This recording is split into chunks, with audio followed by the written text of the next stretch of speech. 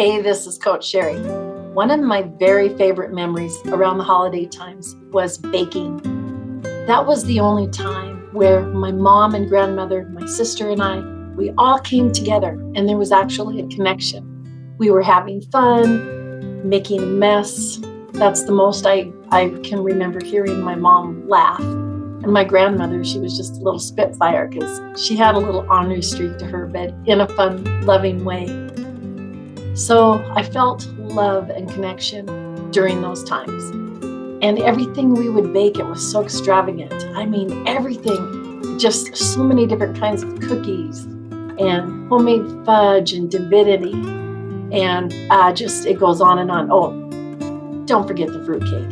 Grandma, she made the fruitcake. Yep, nobody ate it. But anyway, that's just a part of history.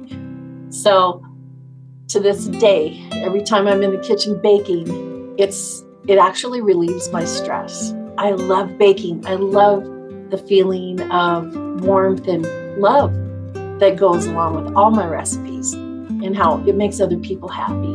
And so what's your favorite holiday memory around baking? Who did you bake with? How did it make you feel? And do you still do it today? All right, have an amazing day.